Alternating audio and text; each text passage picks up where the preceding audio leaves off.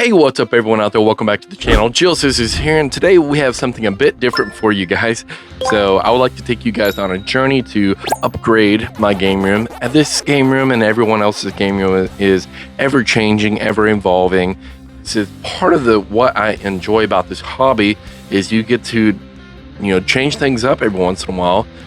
So we're going to be doing just that today. We have an area of opportunity in one of the portions of my game rooms, one of the rooms that I have, where I've been looking at it. It's been a bit of an eyesore on my perspective.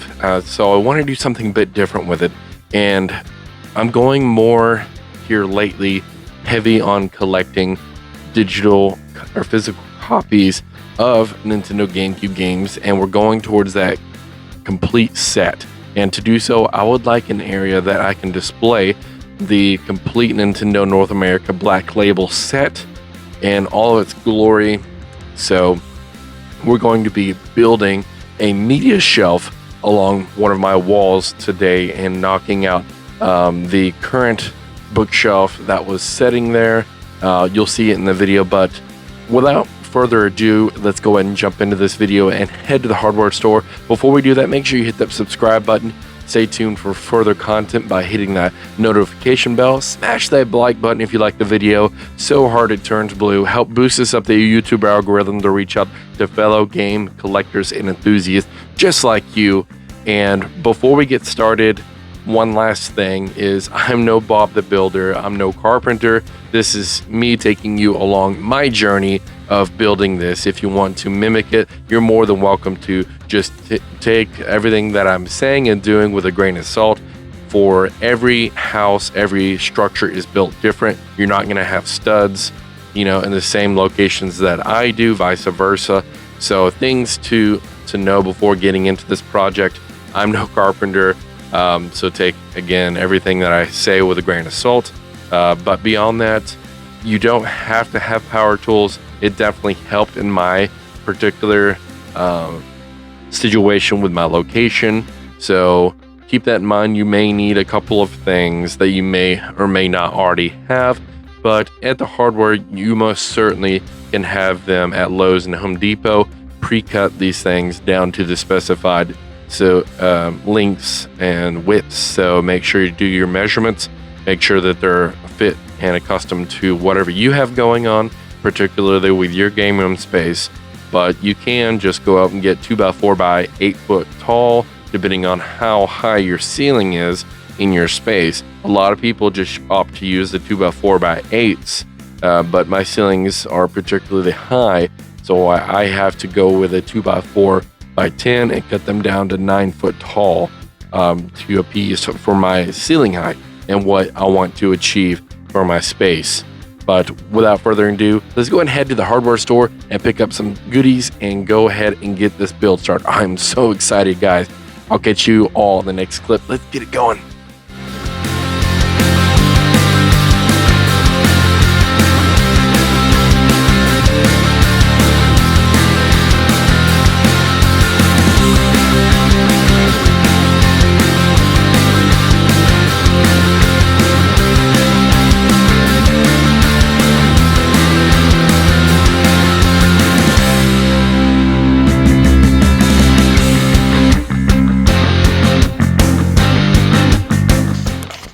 So this is what we're currently having to work with that we're looking to upgrade. I just have these two media shelves stacked upon each other. It does provide enough clearance so this door that is the exit to my game room can open. So it was plush enough along the wall for it to be supported. But now that we have the GameCube collection coming to a conclusion where we're collecting the complete Nintendo GameCube Black Label set, we need a proper place to display it in all its glory, and this place in this location will suffice greatly. So we're going to be building that shelf up, and let's go ahead and start by moving this old out and begin prepping for the new. Let's get it.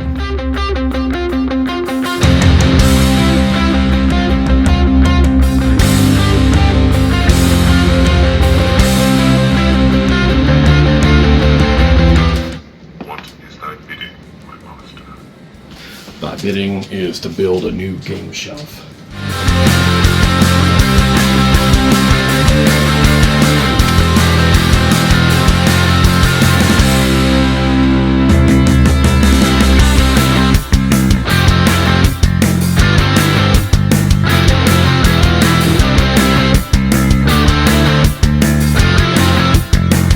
Alright, quick update. We got the 2x4s up here. One thing to note, I did go ahead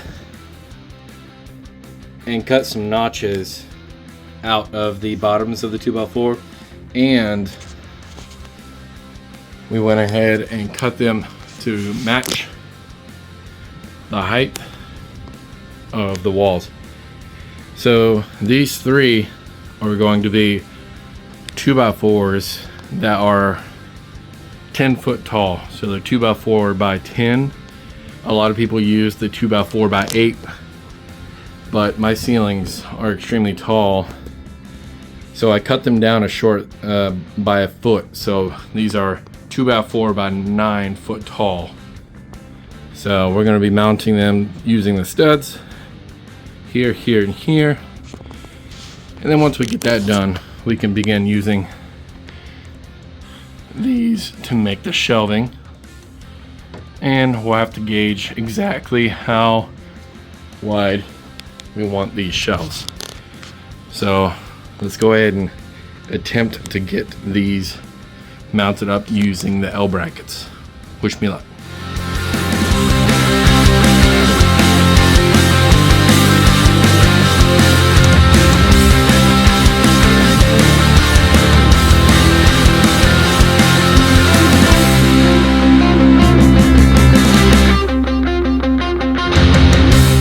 Quick update.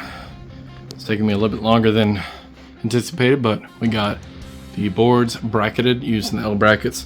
On the back side, I used the sheetrock anchors to support ×2. And then on the inside portion, we just used pre-drilled standard wood screws, but it is super solid. So the next step is to be using the boards to measure them out and put them on there. One thing I'm noticing, one thing to note, as most people do with these media shells, is whenever it's on there, then it's kind of setting at an awkward position, kind of cattywampus, if you will. I'm going to see if there's anything I can do about that using the additional pieces of board that we had purchased. So I'll let you know as we go along, and we'll see how it turns out. Time to get these downstairs and start getting these cut down to size so that we can start building the shelving itself. We'll see you then.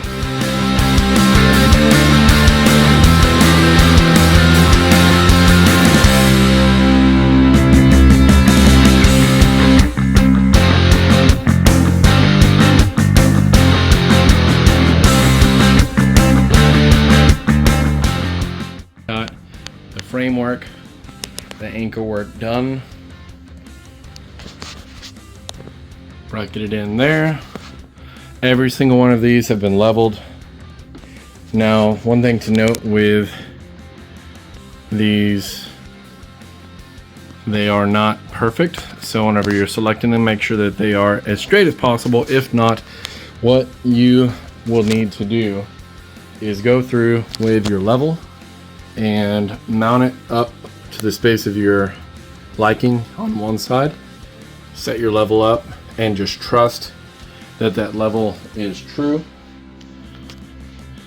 so you're not chasing. So if it is slightly bent, what you can do is, once you make your initial bolt, level it here and then counterbalance it here. So this one will have some play where you can have an opportunity to straighten it out. Very important with those that you actually pre-drill those holes, keep them from splitting, because they absolutely will. But to give you an idea, the games will sit plush just like that, and it will fit of a large variety from 64 to NES to, you know, mine mainly is for disc space. This is going to be my section for my complete Nintendo GameCube collection once we get up to that point. We're very close. But yeah, as an addition, I'm going to be going ahead and taking it one step further. Most of my shelving is white, and I would like to continue that on over to this wall. So we're going to be painting this rack white. I think it'll give it a good touch, make the games pop just a little bit. And yeah, we'll go ahead and continue on from here. All right, quick update. We got it painted. Looks so much better, matches the same color as the rest of the shelving we have, and it is all the way up to the ceiling. We matched it quite perfectly, but this thing, to be honest, was a bit of a nuisance to put a coat of paint on, just because of a lot of edge work stuff. It's hard to get back to. I can't imagine putting this thing together and then painting it and then mounting it. I think that would have been perhaps another way of doing it, but I think that it would have been more trouble than what it was worth. But we'll go ahead and get this place kind of cleaned up and throw some games up on it and see if this thing was worth it or not. See how many games in total this will hold, and see you then. All right, here is the finished product, and guys, I have to tell you, I could not be more pleased with the way that this thing turned out. I just threw up some games up on the shelf to see the wide variety that it can hold in a whole. If we're talking standard cases like Nintendo GameCube, PlayStation 4, one section can hold 37 games, so there's 22 sections. So all in all, that's 814 standard disc-based games. And check this out, the gap that I was concerned about with the previous bookshelf is completely resolved. As you can see, it is completely flush with the wall. So now the door can open completely without, hitting the bookshelf, causing issues. But man, as I'd said, then I could not be more pleased. The spacing, I just threw up some different varieties of games here, some collector's editions, just so you can get an idea of the variety that you can put up here. DVDs of different sizes, but these are particularly much bigger than your standard game. As you can see, quite a bit of difference. So I was interested in putting something in the back portion here to support the back, but once I put them up on the shelf, I had absolutely no issue with them balancing and setting up the way that they are with any of them. So I wanted to make sure I left a good gap. Each one of them were spaced out adequately, but a good gap on the top portion so that I could support, like you see here, any array of collector edition, big box sets, etc. Right here you can see the PlayStation 4 games set on there with no issue whatsoever. But the bottom, everything is spaced out appropriately. But I don't know. Let me know in the comments below what you guys think, and I'll catch you back in the game room. Other than that, guys, I am so pumped that this is going to save me so much of time and space and management with the rest of the game room. So definitely a win here. I'll get you back in the game room. Wow, guys, I could not be more pleased with the way that this project turned out. It is going to look absolutely amazing once we get the complete Black Label North America GameCube set up. The crown jewel, one of my biggest accomplishments as a collector. The Nintendo GameCube is an absolute gem. You can do no wrong. We love it, but the shelf itself is going to be used in such a big way where it's clearing up, clutter and games that are sitting on the floor and things like that, to avoid that altogether and put a home for a lot of these pieces for many, many hundreds of games to come.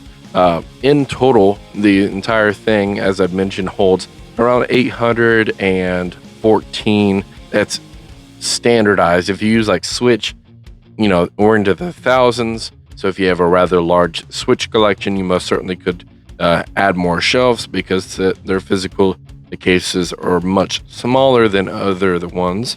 But one thing to touch on real quick is the paint that we used was the Kryline Color Max acrylic latex satin white.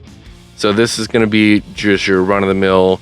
You know, this was relatively affordable, but this entire project in its entirety, between the wood and the screws, keep in mind most of the stuff already had, but it was well under the $50 threshold for 3 2x4x10s, and then we bought a bundle, a couple of the bundles of the ferro rods, the boards, that the cross members there. But all in all, then I cannot be more pleased with the space adaptation, the upgrade. So if you like the video, if you want to do this project for yourself and have any questions, make sure and comment below. And other than that, thank you all for tuning in. If you made it this far in the video, I really appreciate that. And feel free to subscribe, like, comment, all that good stuff. Until next project, I'll catch you all in the next video. Later, dudes. Peace.